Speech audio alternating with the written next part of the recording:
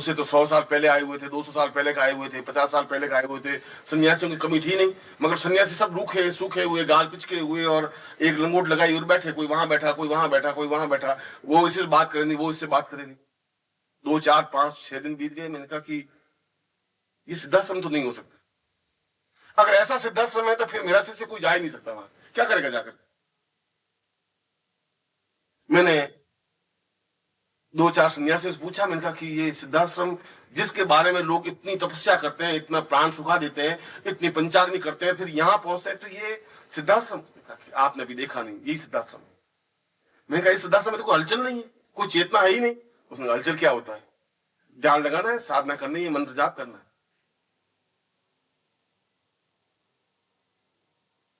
उसके बाद में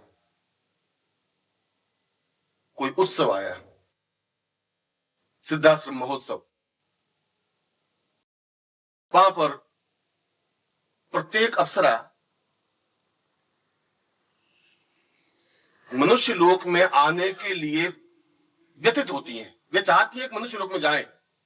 प्रत्येक देवता की इच्छा होती है कि हम जन्म लें, इसलिए विष्णु बार बार जन्म लेते हैं, इसलिए भगवान शिव कई रूपों में जन्म लेते हैं।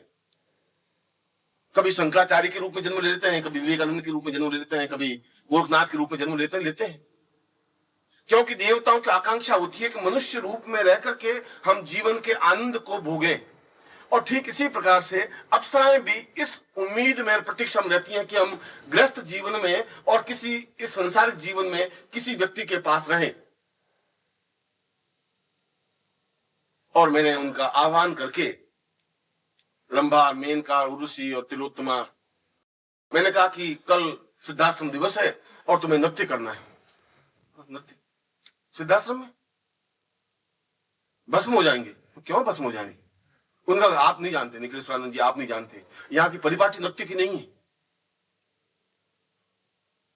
मैंने कहा ये पूछना चाहता हूं कि अगर नृत्य की नहीं है तो फिर हमारा भारतीय दर्शन सब बेकार है, फिर तो भगवान शंकर बेकार है। क्योंकि भगवान शंकर के माध्यम से संगीत की उत्पत्ति हुई, उनका तांडव नृत्य हुआ, तांडव नृत्य से 14 शब्द निकले और उन 14 शब्दों से पूरी ये व्याकरण की रचना हुई।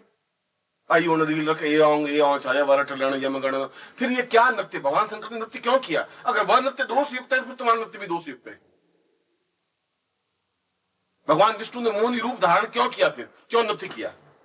मैं उनको कन्विंस कर रहा था और वे बहुत घबराई हुई। उन्होंने सोचा कि अगर गुरुदेव आ गए सच्चिदानंद जी तो बहुत मुश्किल हो जाएगी, आप नहीं जानते। मैंने कहा तुम्हें कल नृत्य करना है, जो कुछ होगा कल देख लेंगे। और उनको तैयार किया और दूसरे दिन सारे सन्यासी आकर के बैठे, करीब 1,500-2 हजार। गुरुदेव आकर के बैठे, बेबी बैठी, आती मगर नृत्य नहीं करती थी, आती थी। संगीत वंगीत गंधर्व आते थे, संगीत नहीं गाते थे, बैठे रहते थे, उपस्थिति होती थी। अप्सराएं आती थी, नृत्य नहीं करती थी, बैठी रहती थी। मैंने गंधर्वों को भी, गंधर्व जो गायन जाति के प्रमुख होते हैं, मैंने कहा तुम्हें संगीत बजाना है, देव संगीत, और ये नृत्य करेंगे। और जो भी जिनका भी क्रोध होगा मैं अपने आप ऊपर झेलूंगा, जवाब मैं दूंगा। मैं तुम्हारे बीच में चट्टान की तरह खड़ा हूं, तुम्हें कुछ आंच नहीं आई। मगर इस बिल्कुल निस्तब्ध और शांत सिद्धाश्रम में कुछ हलचल, कुछ चेतना, कुछ आनंद की अनुभूतियां होनी चाहिए। और नृत्य हुआ। और मैं सोचता हूं कि जितने सन्यासी थे उन सबको 100 बिच्छुओं ने तो काटा ही होगा एक साथ। उछल के देख रहे थे, उनकी तरफ ताक रहे थे और उछल रहे थे और जोश में ऊंचे नीचे हो नहीं रहे थे। घंटे भर का पूरा नृत्य हुआ। बीच में एक निर्भयानंद जी थे, वो बहुत ही काफी वर्ष 700-800 साल के थे। उन्होंने कहा कि ये नृत्य का किसने कहा? मैंने कहा नृत्य का तो मैंने कहा है। उनका कि ऐसा असली नृत्य और इस अप्सराओं से? मैंने कहा कि फिर अगर इनके शरीर में और इनके जीवन में कहीं अश्लीलता है तो फिर कोणार्क के मंदिर हमें जला देने चाहिए, फिर खजुराहो के मंदिर जला देने पड़ेंगे, फिर देवताओं की जितनी मूर्तियां हैं भारतवर्ष में उन सबको जला देनी पड़ेगी, फिर तुलसीदास की रामायण में जो सीता का वर्णन है उसको जला देना पड़ेगा, फिर वाल्मीकि ने जो सीता का वर्णन किया उसको भी जला देना पड़ेगा। अश्लीलता कहां है फिर? अश्लीलता तो निर्भयानंद जी आपकी आंख में, तुम उसमें गड़बड़ देख रहे हो। कहां गड़बड़ है? कौन सी न्यूनता आ गई? नृत्य में कहां से कमी आ गई? ऐसा जवाब किसी ने दिया नहीं था। और मैंने कहा ज्यादा से ज्यादा रवाना कर देंगे, बाहर चले जाएंगे। नहीं सिद्धाश्रम, नहीं सही सिद्धाश्रम, कोई सिद्धाश्रम से कोई जिंदगी तो नहीं पार हो जाएगी। उनका कि आपने इनको कहा था, मैंने कहा था। और मैंने इसलिए कहा था कि यह नृत्य जीवन का एक आवश्यक तत्व है, और उर्वशी और रंभार, मेनका और अप्सराएं भी जीवन का एक आवश्यक तत्व है। अगर आपको कोई श्लीलता अश्लीलता दिखाई दे तो आपकी आंख में जरूर हो सकती है, इनकी आंखों में कहीं कुछ नहीं है, इनकी आंखों में कोई न्यूनता नहीं है, कमी नहीं है। उसके बाद में एक चिंतन बना नृत्य का, गंधर्व का, संगीत का, भावनाओं का। और ये सारी बात और पृष्ठभूमि आपके सामने स्पष्ट करने के पीछे मेरा मकसद और मंतव्य यह था कि अप्सरा साधना करना भी उतना ही जीवन का एक आवश्यक तत्व और धर्म है जितना कि हम किसी देवता की साधना करें। वह देवता की साधना अलग रूप में की जाएगी, अप्सरा की साधना अलग रूप में की जाएगी। उसके लिए भी आपका एक सजग और प्रखर व्यक्तित्व होना चाहिए। और यदि आपके पास पुरुषत्व है, यदि आपके पास क्षमता है, यदि आपके पास जीवन शक्ति है, तो निश्चय ही आप साधना में सिद्धि प्राप्त कर सकते हैं।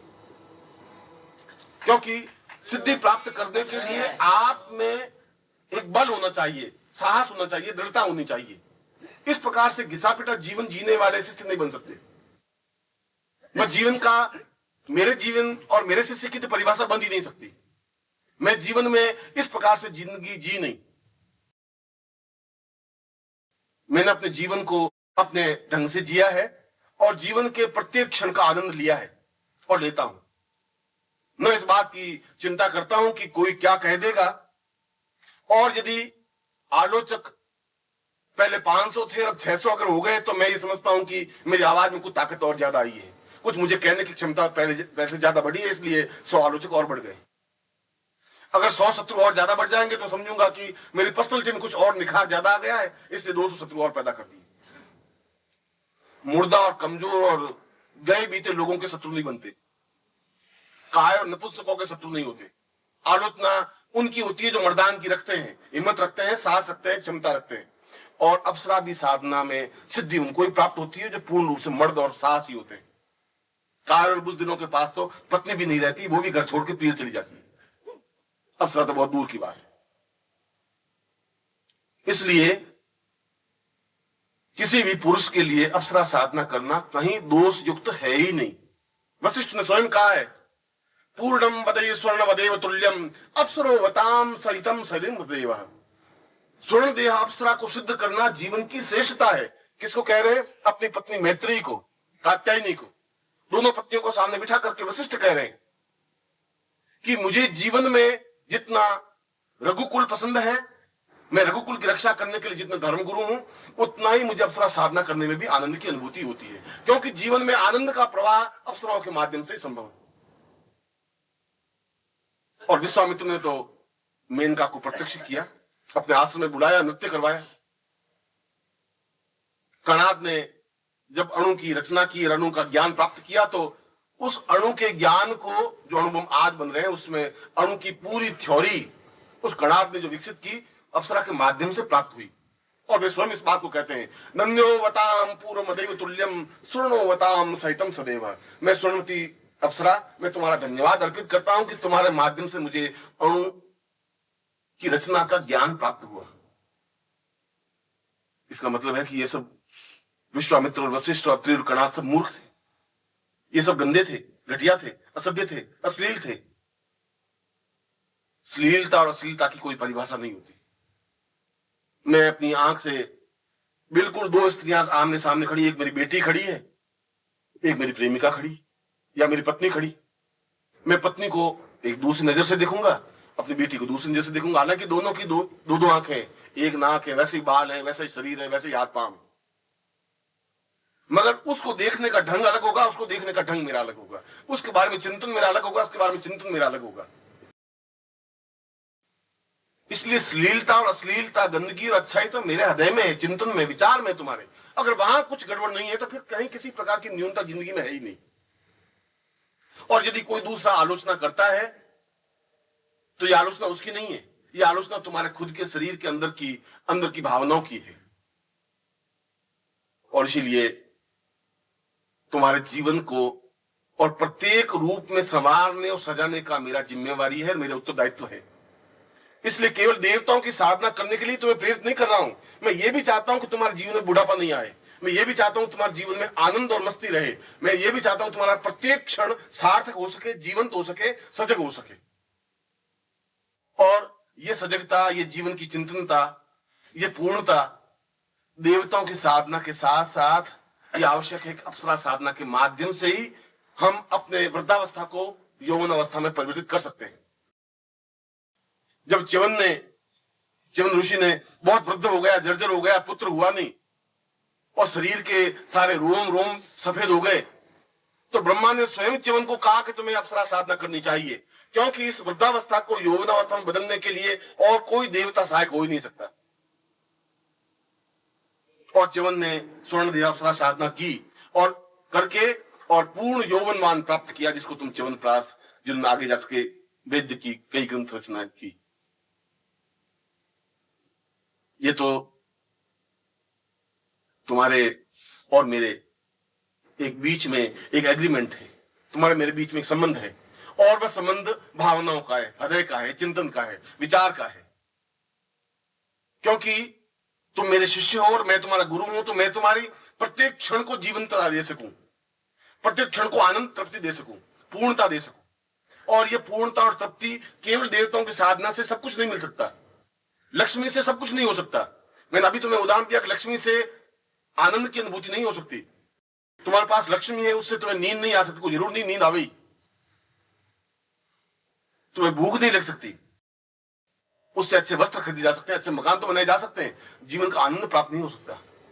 जीवन का आनंद तो जिसके साथ 2 मिनट बैठ करके बात करने में आनंद की अनुभूति होती हो, आनंद की अनुभूति होती है। किसी को आनंद रेडियो सुनने से आता है, किसी को टेलीविजन देखने से आता है, किसी को हिमालय में घूमने से आनंद आता है, किसी को काव्य ग्रंथ पढ़ने से आनंद की अनुभूति होती है। ये तो अलग अलग आनंद की अनुभूतियां हैं, मगर जीवन का हृदय पक्ष खुलना चाहिए। और यदि हृदय पक्ष खुलता नहीं है तो तुम्हारा जीवन एक लाश की तरह है, जिसको तुम कंधे पर ढोए हुए शमशान की तरफ एक एक मिनट के लिए जा रहे हो।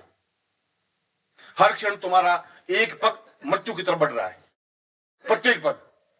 अभी 2000 पग बाकी थे, तो अब 1999 पग बाकी रह गए, फिर 1998 रह गए, क्योंकि तुम में चेतनता है ही नहीं, तुम्हारा हृदय पक्ष जागृत ही नहीं है। और हृदय पक्ष जागृत नहीं है तो उस हृदय में अपने गुरु को तुम उतार ही नहीं सकते। खुला ही नहीं है दरवाजा, तो गुरु आएगा कहां से? जब दरवाजे किवाड़ बंद है हृदय के, तो गुरु उसमें प्रवेश ही कहां से कर सकेगा? फिर तुम्हारे जीवन में चेतनता आ ही नहीं सकती, फिर तुम्हारे जीवन में ज्ञान आ ही नहीं सकता, तुम्हारे जीवन में पूर्णता आ ही नहीं सकती, क्योंकि अधूरापन तुम में है, गुरु में न्यूनता नहीं है। गुरु तो तुम्हारे हृदय में उतरने के लिए तैयार है, मगर तुम अपना हृदय पक्ष जागृत तो कर सको, चेतनता दे सको। और तुम्हारा हृदय पक्ष खुलेगा तब तुम देवताओं का दर्शन कर सकोगे, हृदय पक्ष खुलेगा तब तुम अपने गुरु को सही ढंग से पहचान सकोगे।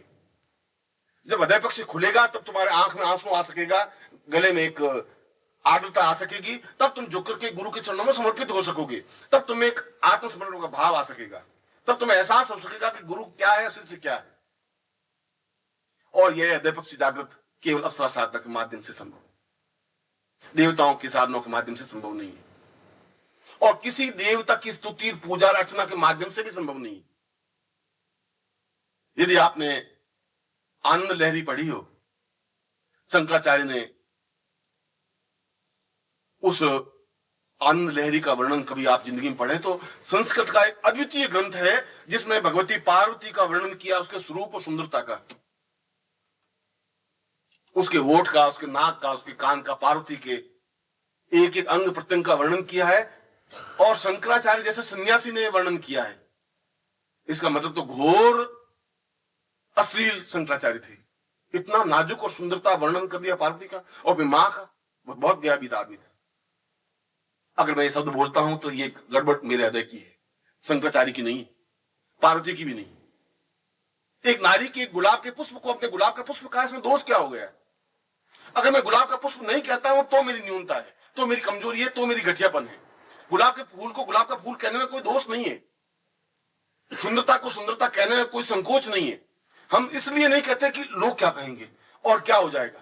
संकोच तुम्हारा खुद का है, क्योंकि तुम्हारे हृदय के दरवाजे बंद है, उसमें विकसित है ही नहीं, उसमें खुलापन नहीं, और खुलापन नहीं है तो तुम समझ नहीं सकते, दबे हुए हो, भींचे हुए हो। और मैं कह रहा हूं तुम मुर्दा शरीर हो, और उस मुर्दा शरीर को ढोकर के बढ़े जा रहे हो, इसलिए तुम्हारे चेहरे पर आनंद की लकीरें नहीं है। इसलिए तुम्हारे चेहरे पर मुस्कुराहट नहीं है, प्रफुल्लता नहीं है, अट्टहास नहीं है, हास्य नहीं है, विनोद नहीं है। एक बुझा हुआ चेहरा, जैसे कि अंगारा बुझ गया हो और बस धूं धूं जल रहा है और जिंदगी जल रही है और पहुंच गए। तुम्हारी जिंदगी में कुछ 24 घंटों में अगर आप हिसाब लगा के देखें तो 5 मिनट भी मुस्कुराने के लिए नहीं है। टेंस तो है, तनाव तो है कि ये लड़का कहना नहीं मान रहा, बहू आई नहीं है, ये साली तनख्वाह का क्या होगा, ये तो है तुम्हारे पास, ये तो पूंजी बहुत है। मगर आप हिसाब लगा के देखें कि 24 घंटों में कितना मिनट मुस्कुराते हो? 5 मिनट भी नहीं। और यदि मुस्कुराते भी हो, इतनी फीकी मुस्कुराहट की लोग पहचान लेते कि ये नकली मुस्कुराहट है। आइए आइए, बहुत खुशी हुई आपसे मिलकर।